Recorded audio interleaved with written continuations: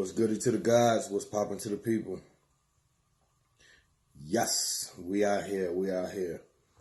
And so today, this lesson is so important. I want to make sure y'all don't get away, baby. Ain't no getting off the hook this time. Your boy got notes and things. Indoctrination is the process of teaching a person or group to accept a set of beliefs uncritically.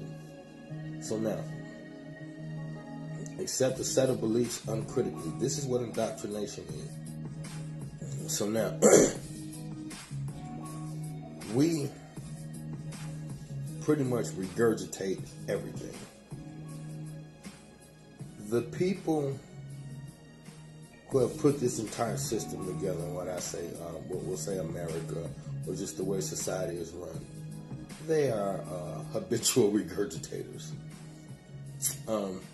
Most things that you see in America that you think are original things from America are completely stolen, mostly from Africa. They are regurgitators, and they have taught you to do the same. You don't have very much original thought. You don't step outside of the parameters of what is considered the norm very often. You are conditioned to see things at face value and accept them. And that is called indoctrination. And that's what the problem is. Like with the thing I just said, as far as anybody could see that selling drugs to your own race is fucking crazy. Yet, I did it. Didn't think twice about it. Never even looked at it from that aspect. So, this is a desensitization thing to where, and it takes place with the tail live vision, which is a huge tool used for the indoctrination process. Because if you think about it, everything we do, our entire being comes from the television. And a lot of people are going to disagree with that, but hold that thought, I'm going to prove it. Not now, but we're going to come back to that. I just had to plant that seed. Keep in mind, we are an indoctrinated being. Most of our thoughts and behaviors are not of our own. We just think they are. So now let's start with the beginning of the indoctrination process. I said in the last lecture, I'm going to say it this time. We deal with slavery for the purpose of getting past it. People always tell you get over slavery. You can't get over it until you understand it and deal with it. So what I do is deal with it so that we get it, and then we can move past it. So a lot, you'll hear me start there, but we won't stay there, so don't worry about it and don't let that be a turn on. Just chill out, y'all. So damn emotional. Jesus. All right, so according to Google, 1619 is when the first slaves arrived from Jamestown. So now, if you want to say 1619, now by 1630, somewhere in the mid 1600s, the Bible, the KJV, King James Version Bible, was all through the country. And this is another problem not another problem, it's another thing that's open for discussion with you Christians, who another form of indoctrination when it comes to religion. You just believe what you hear. The Gutenberg Press printed up the first Bibles. The Gutenberg printing press printed up the first Bibles. Facilitating them through America. So, let's understand that this is a business. I think we get caught up in the mysticism of religion and we forget that religion is a business. And Christianity, the religion of Christianity, is the same religion that frequently you hear at church And through lessons, you hear the pastor speak against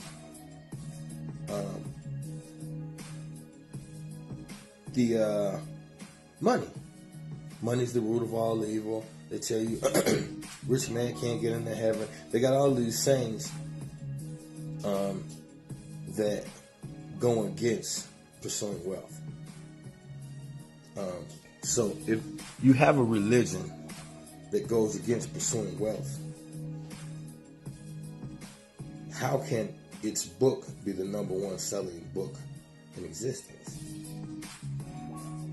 Because that's a lot of wealth going somewhere. It's a lot of wealth going somewhere. But we don't question these things. Why? Indoctrination. We get here at 16, 19. Books here at 1630, 1631. So it's safe to say, by 1650, 1660, all those slaves had been Christianized. How were they Christianized? Were they allowed to sit down, listen to the Word of God, and make an intelligent decision based on the information given to them? Or were they told, this is the Word of God, don't believe it, and you get beat to death? You have to deal with the fact that that book was forced into the mind frame, the consciousness of the African. The African did not get off the boat a Jesus-loving Christian. Now, if we all can admit that our ancestors got in this land via slavery, then we have to understand we need to understand what were our ancestors before the arrival. Why is no one concerned with what were our ancestors before we got here? How is that not significant? That is everything if you really think about it. That is so important, it's ridiculous. What were we before we got here? And if we were not Jesus-loving Christians before we got here, then why are we now? This is important. You cannot overlook it. This is called indoctrination. Where's the proof? Let's use some common sense. Let's just get away from all of the, where'd you get your sources? Where'd you read to get this information? Let's just use what the Creator gave us and think. Why on earth would your slave master hand the slave the true word of God to learn? Think about, in your mind, you can't possibly, I know, just please think with me, y'all. I know y'all gonna sit here rationalize it with all the excuses you've been told. But I'm begging you to just step away from everything you've been told and just rock with your boy. Just think for a minute. Why? You got property that you just brought in. Your intentions is to take this property, abuse it, and build you a nation. You completely control the mind, body, and thought process of these people. What good does it do you to give them a true connection to God? How does that help the slave master who doesn't even believe in the God that he's forcing you to believe in? Because all of those messages from Jesus are messages of peace. How can you preach those on Sunday? It's even places where, do you realize, and shouts out to Brother Polite, who recently, and I will get the information for you guys because I just thought about this, recently went to one of the islands, I don't want to say West Virginia, but I'm not sure, don't quote me, but he recently went to a former slave quarter where they were bringing the slaves in right off the boat and taking them in there.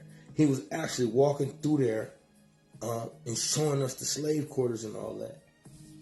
And right upstairs, over where they had all of these slaves that had been raped, beaten, and abused, the slaves downstairs, and they're upstairs having Sunday mass. How can you possibly have Sunday church talking to the real creator, and you got raped, murdered, abused, hostages right up downstairs? Those people cannot possibly really have any intentions of connecting you with God if they don't. We got to think for ourselves. No slave master has righteous intentions for the slave. So, so if we can follow this thought, just follow the thought. If we know the slave master has no good intentions for the slaves, then we know that there's no way he's going to give them a real spiritual book. Why? Spirituality is the key to your salvation. Okay, so if he's not going to do that, then what's in the book? If the book ain't the real word of God, then why is he giving it to the slave? It has to be something in there for the slave that helps the slave master's agenda. The slave master is not going to give a slave an agenda separate from his own.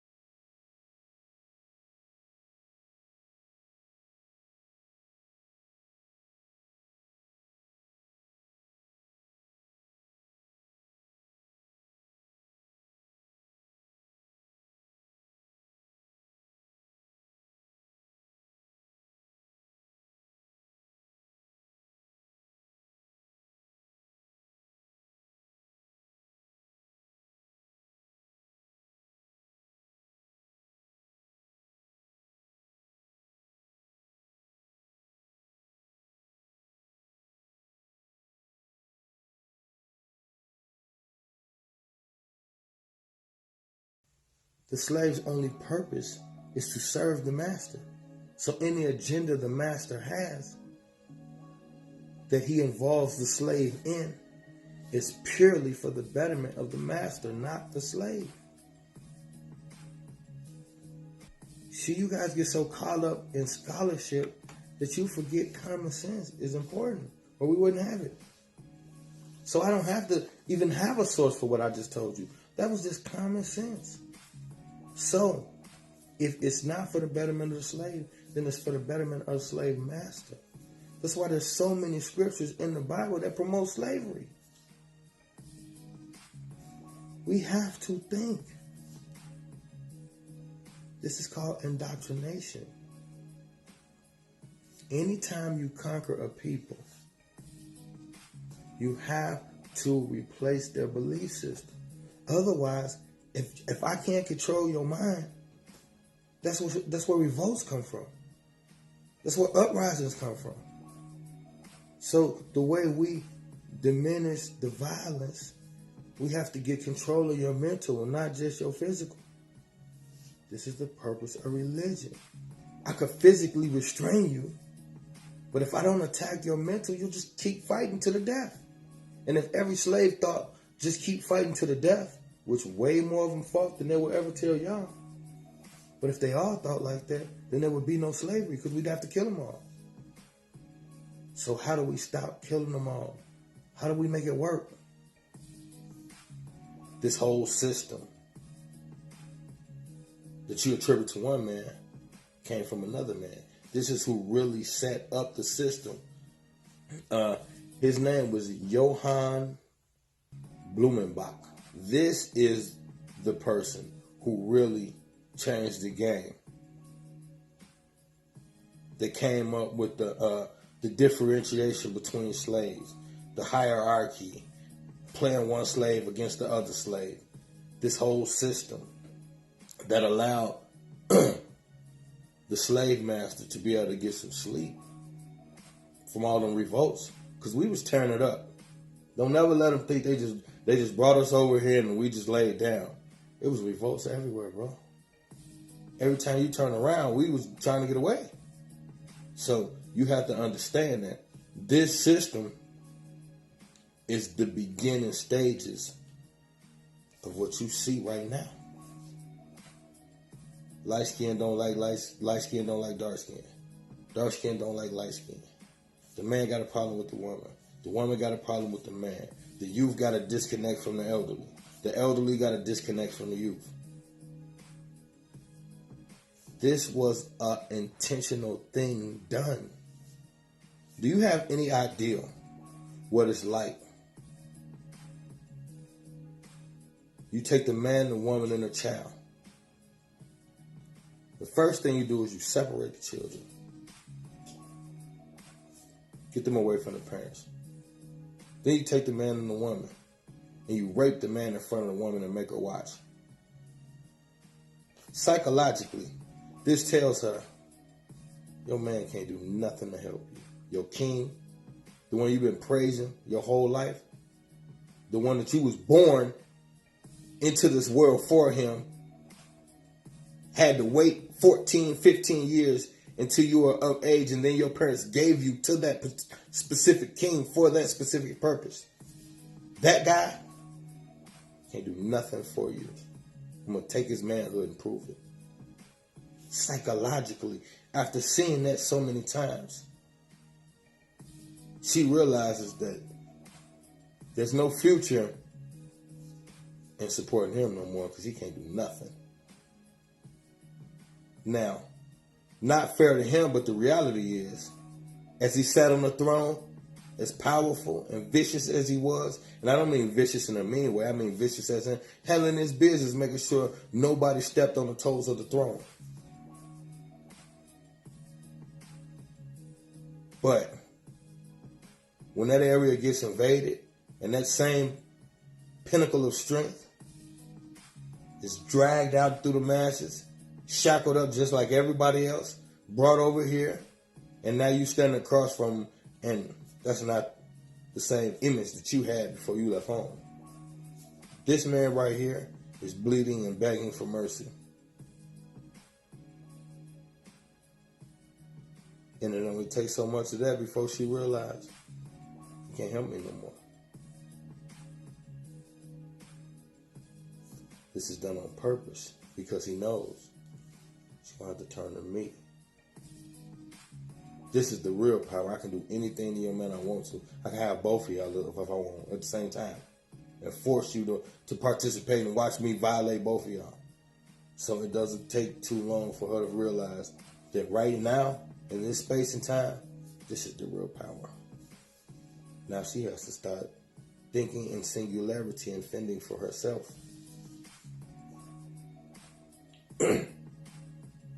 Same thing happened to him. Now, after he recovers from how he's been treated, and he see that same woman getting flaunted around by the same person who just did it to him, what does that do for him mentally? How could she? Well, man, all these horrible thoughts. But not knowing that she's in the same thing he's in, survival mode. Whatever I could do to prevent from what just happened to you, I'm a woman. I'm not as durable. I'm not as tough. Not I can't, whatever the case may be. She justified it in her mind, and she went into survival mode. Now the children that got separated, they will be raised by master. From the rooter to the tutor, they will grow up with an extreme amount of fear and respect in their heart for master. And they also will be taught they come from the jungle. They're not that bright. And this is why they're captured. And then the Bible's going to tell them that they pissed off God and they earned it. So you see, that scenario I just broke down from you, that is the family structure that we come from. That core is what we come from our inception into this country. Now, that did so many different things, you wouldn't even be able to fathom the effects that it can have on the individual. And what about the onlookers? What about the other slaves that sat back and watched this whole process? Watching other slaves get beat to within inches of their life just because they wouldn't do this or wouldn't do that. This creates a fear like you wouldn't believe. And this fear is carried all throughout the plantation. Nobody wants what I don't care how strong you are. When you watch somebody literally get whipped to within inches of their life where their entire back is bloody red from skin, and then they walk off and just let them lay there in the sun all day till they bleed to death and die. You watch that enough times, you change your thought process too, brother. This is indoctrination. This is how vicious it is. This is what you're dealing with. So y'all can stop thinking that your little pretty religion is some godly thing. God is not even what you think, first of all. And to show you how twisted your mind is, you sisters sit around here, women in general, call yourself Christians. For a religion, it says you don't matter. Can't be a preacher. Can't be this. Can't be that. You've been on the back burner for this religion since day one.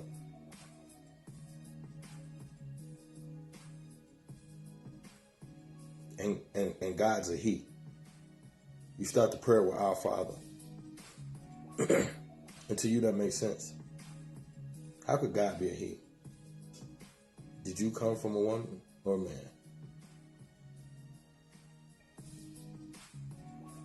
You came from a woman. Everybody watching this freaking presentation, lecture, whatever you want to call it, everybody watching came from a damn woman.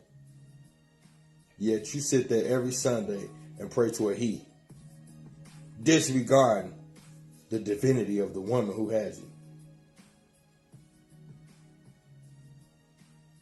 And your pig-headed pastor, so full of himself, he stand up there and take all the accolades knowing he ain't never brought nobody into this world. What are you getting all the excitement for? And why is God talking through him? Because he's not. Because if he was, or not even he, if there was a God that you believe that was really talking to your pastor, do you really think half your congregation would still be broke as hell with kids that don't listen? Your neighborhood's broke as I don't know what. The only thing worth anything in your area is the church. You know your whole congregation ain't not one of them hit it big since you've been going to church.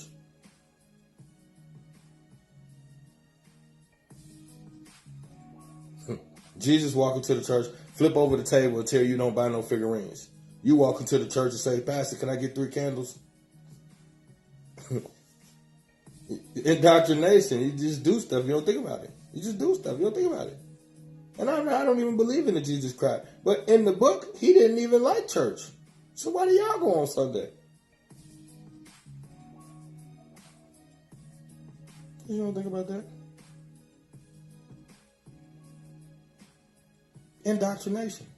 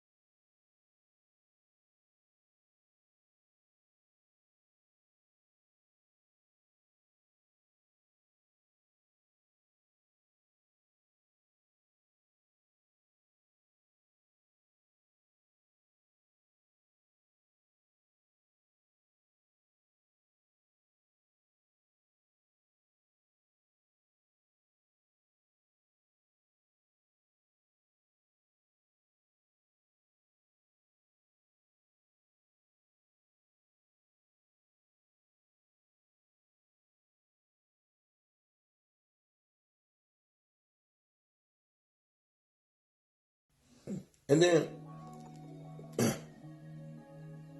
1865, after slavery, after they taught you that it was your fault, and they put that old dumb religion in you and indoctrinated you and got you talking to God like he's a man, and all that crap's going on. Now they're gonna free the slaves. But here's where y'all, once again, y'all don't pay attention. They're getting ready to free the slaves and they call it a civil war. So let me get this straight. Y'all been dragging us around and kicking our ass for 250 plus years. Now it's time to get some get back and we gotta be civil. Why are we having a civil war? And then y'all still think it was about freeing the slaves. They don't give a shit. If they cared about freeing the slaves, why is the world still like it is? They ain't free the slaves now. Private prisons got more slaves than there ever was on the plantation. Did you know that? Did you know there's more black folks, black men in private prisons right now than there ever was on the slave plantations?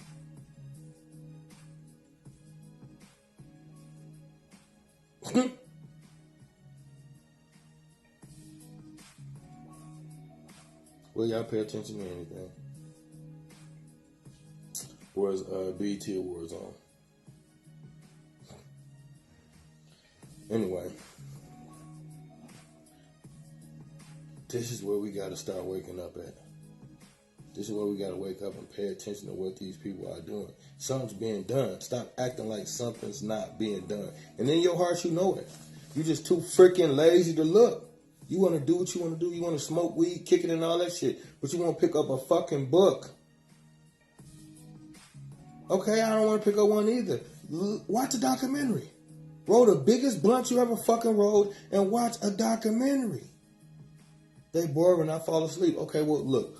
Fall your dumb ass to sleep. When you wake up, fire the weed back up and press play. There's no excuse. What are you going to do? You're just going to keep living your fucking existence like who cares? Okay, so what? You make a lot of fucking money and you provide for your family. What does that do?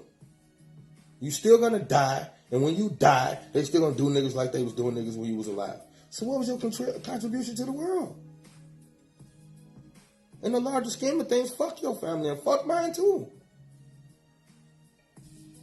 How does me taking care of my family do something for the fucking world that is killing and enslaving black people? Do you care? Because when you driving around and I'm in the car with you motherfuckers, as soon as the blue lights come on, first thing y'all say, these crackers tripping. These white folks hate us. Man, they so racist. Right, and right. Okay, now what? See, you can blame white folks all the fuck you want to. I don't care and they don't care. And I'm going to tell you why neither one of us care about you blaming them.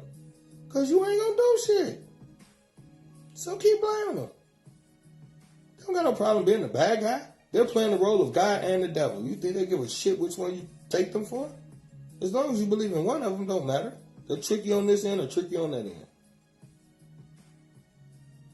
What are you going to do?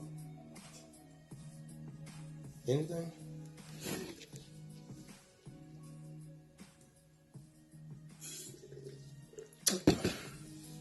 Probably not. And then, in this Civil War, you have the North versus the South. Isn't it amazing that some of you Negroes fought with them bitches to keep us enslaved?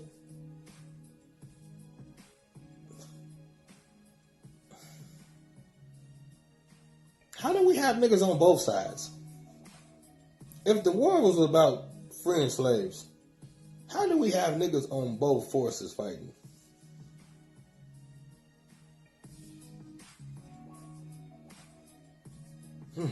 This revolutionary crap is hard. Anyway, here's where it gets really weird for me, because I understand following the doctrine once enslaved because it's all you got. But you Negroes got out of shackles and went to church? You Negroes got out of the shackles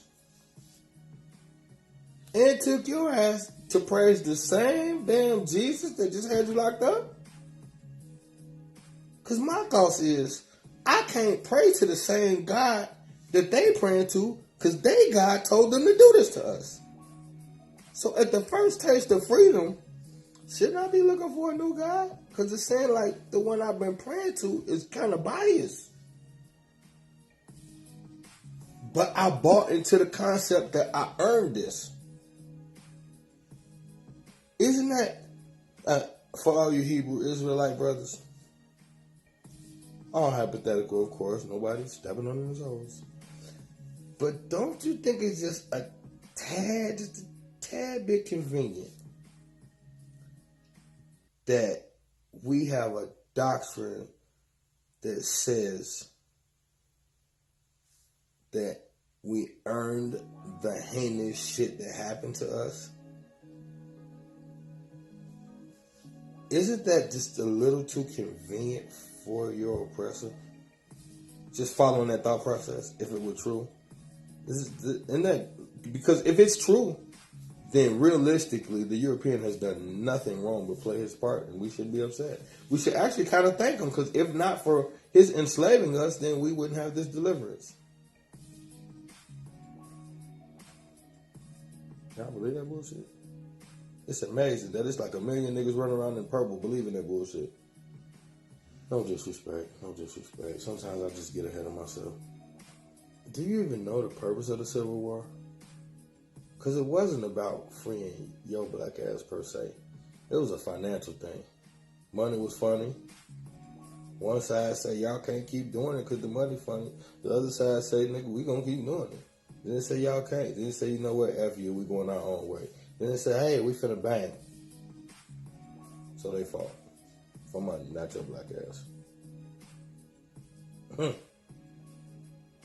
Hope I didn't pop anybody's bubble, but they never cared about abolishing slavery.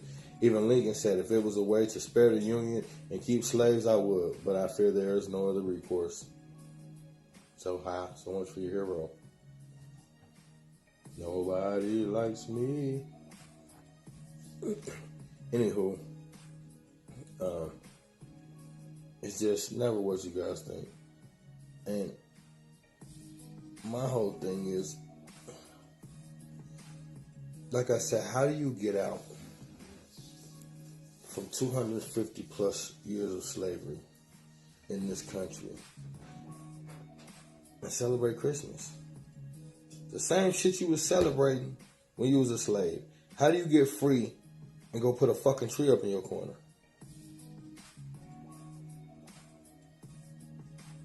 Thanksgiving. What do you have to be thankful for? When they was tricking the shit out the Native Americans, they was bringing a bunch of y'all laying around the corner. What are you so excited about? It would appear to me the only person that was having fun on that day was his ass.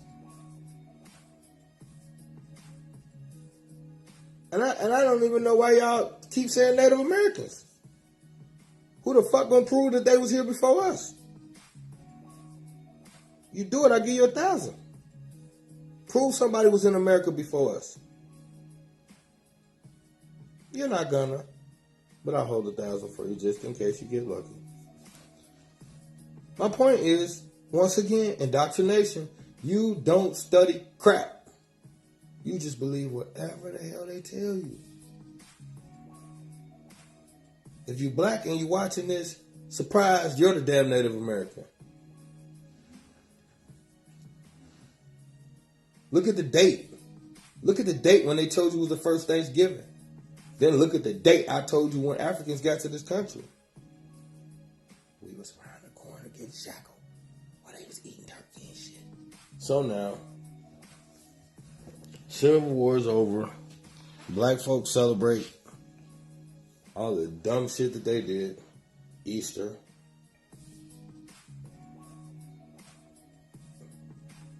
Which I never seen a Jesus basket.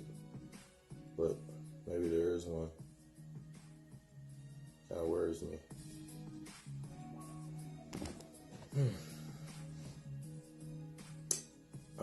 Yeah, so anyway. Alright, we'll fast forward. Civil War is over with. Everybody's got a Jesus basket. Fast forward a few years. You get Black Wall Street.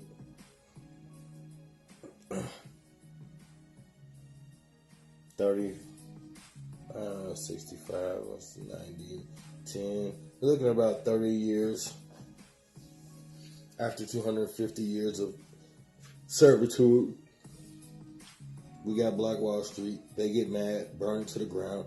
I already talked about that a couple times. I ain't going to go into it. But it's something else that I find rather funny. Right around that time is when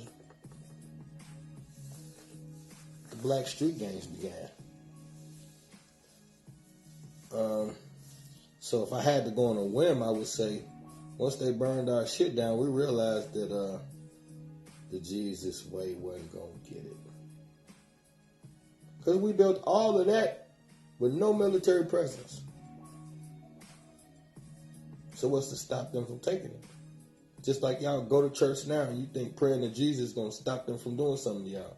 Which, from my studies and my experience, I don't think Jesus has ever stopped them from whooping on you Negroes.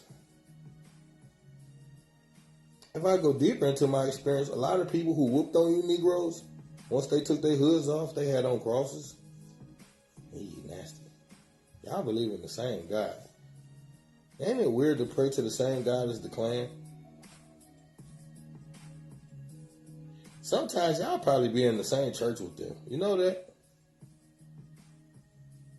And if you black and you go to a church with a white pastor, that pastor could be a Klanman too. You never know.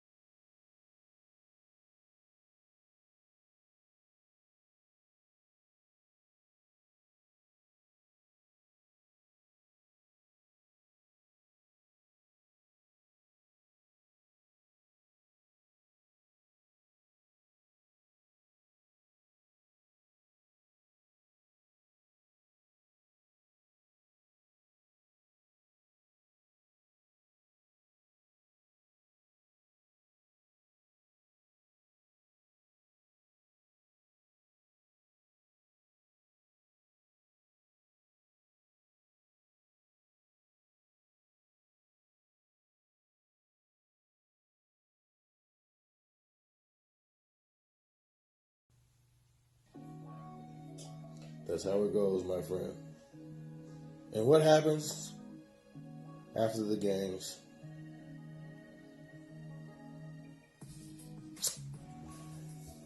Civil rights movement, baby. What y'all thought? Civil rights, baby. We got Dr. King. We're going to get some civil rights.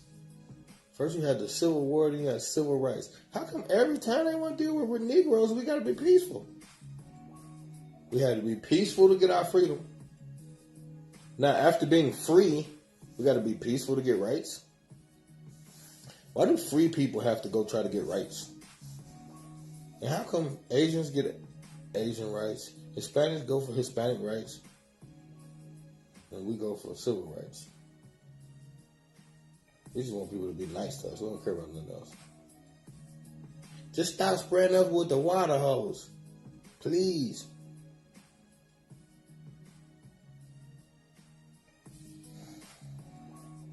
At least our predecessors was willing to get sprayed with water hose. You niggas would get sprayed with a water gun. Y'all don't want to do nothing. You just want to do drugs and show your crack money. Which, I've done plenty of drugs and had crack money, so I ain't judging. But I'm just saying, when do we wake up? Like, we're going to do this forever. Like, where's the growth? Where's the fucking desire to care? Something. Because every time it's our turn, we got to be civil. They do everything they want to us. But when we get ready to fix it, we got to be civil.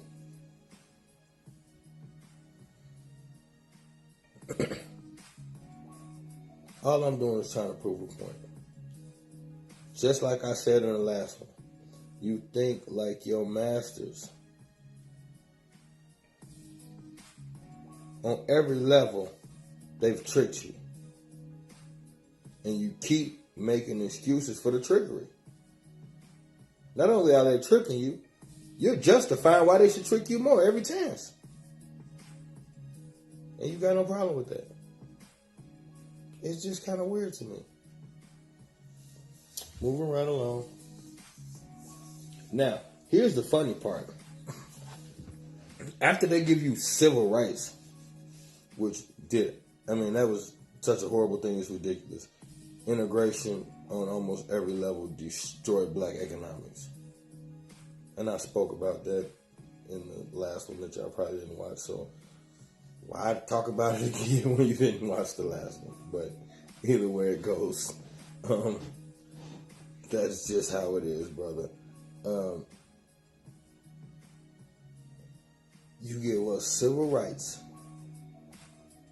destroy our economics, and then you create a policy called benign neglect, which means anytime y'all got issues, now that y'all got rights, anytime you got significant issues, we're going to look over here and pretend you ain't say nothing. Huh? What? Poverty? Nah. That's black on black crime. Racism? Nah. The black people just haven't adjusted yet. They're turning up their communities. Yeah.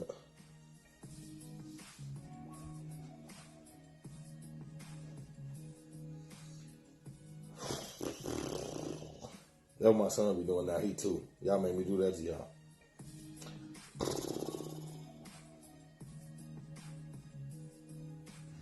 I don't know. I'm getting tired of looking at my nose. They're depressing. But this benign neglect thing, where we're gonna implement you into society for the sake of fixing our busted up ass economy. Because, the only way we ever made it in the first fucking place was because we had y'all for slaves who did everything. And now that we don't have you for slaves anymore, we are kind of clueless. So, we're going to need you to help out. But we're not going to pay very much for it. And in the event that you should have a problem, we prefer to pretend that it doesn't exist until you just go away, but keep working. Appreciate it. This is the policy that they drew up. Put that with a welfare system that ultimately was created for white folks. Now, when y'all think of welfare, the first thing y'all think of is us.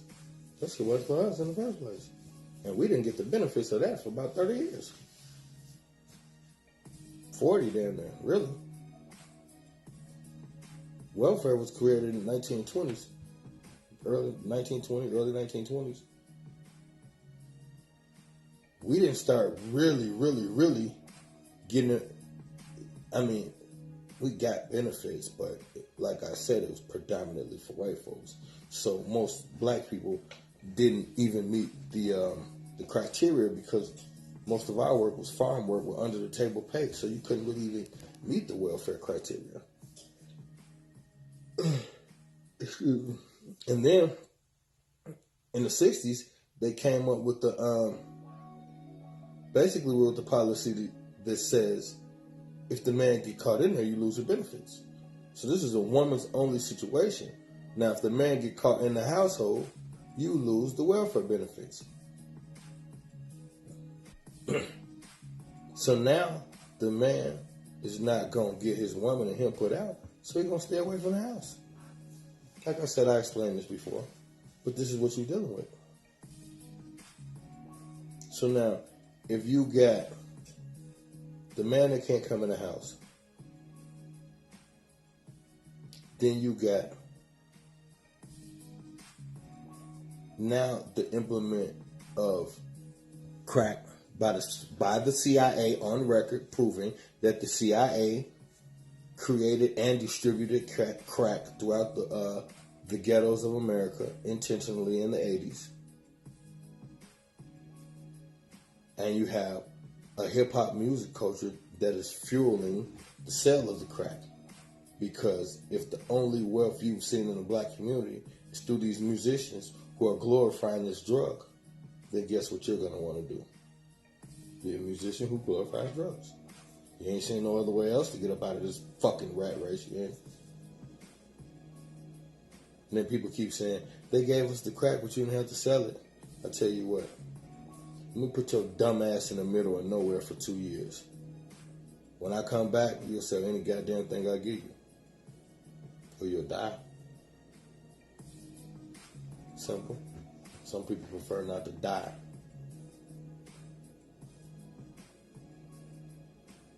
This is what you're facing. This is what you're up against.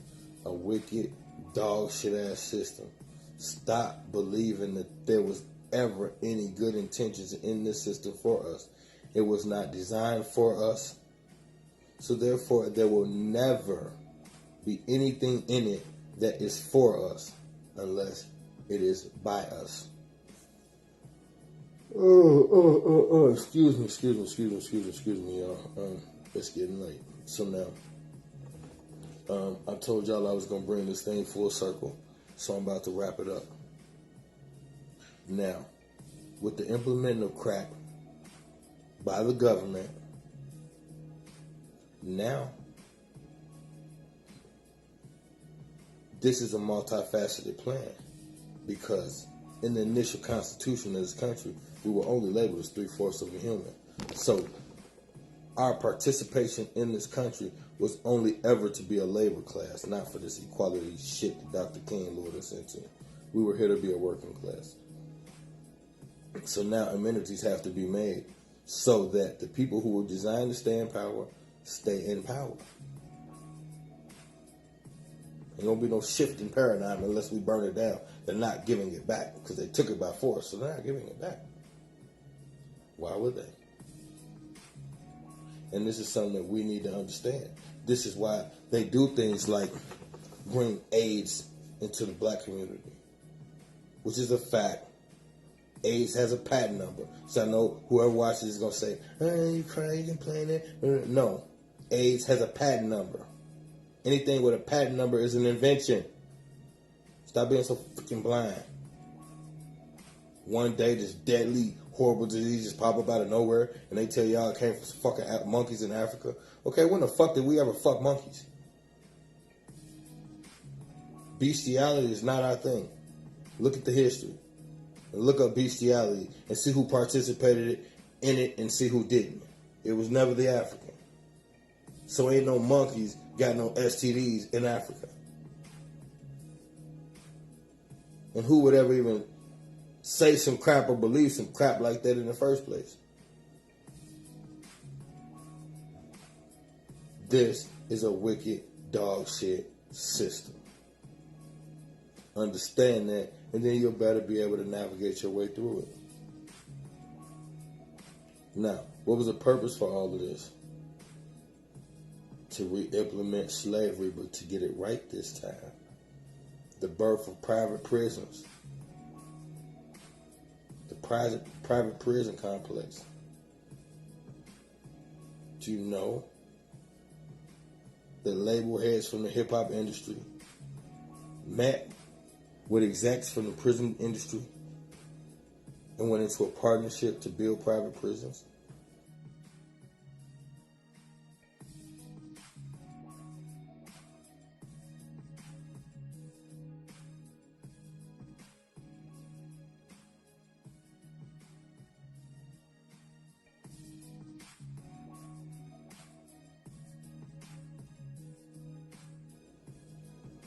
This is why the hip-hop music that says, shoot a motherfucker, sell some drugs, drink a 40, got pushed to the forefront. If you remember, before that, you had BDP.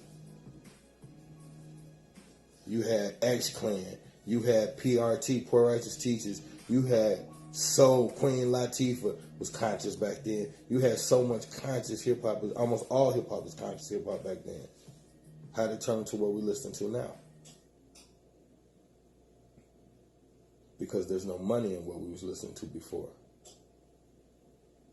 There's billions of dollars in what we're listening to now because it perpetuates the prison cycle. And as long as people keep listening to that shit, people are going to keep going to jail for that shit. That's what it's designed to do. That's why nothing in hip-hop is owned by black people. But we think it's our culture. How when we don't own any of it? So, why do you dress the way you dress? If you're young and black, why do you dress the way you dress? It's more than likely you've seen it on your favorite rapper or your favorite entertainer. The end. Think I'm lying? All you gotta do is be honest with yourself. If you didn't watch TV, how would you know what to wear? Your wardrobe is a combination of your favorite people. And you just try to twist it up and make it different.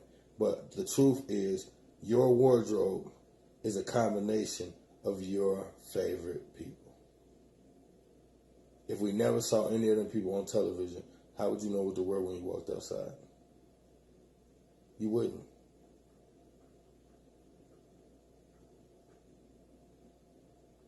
It's a program. We are indoctrinated. We have been trained to behave and think a certain way, and so we do.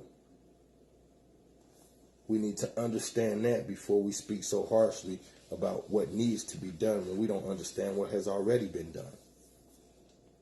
Formulating an opinion about the future without an understanding of the past is the equivalent of pissing in the wind. Yeah, you're pointed that way, but it's always going to come back, brother.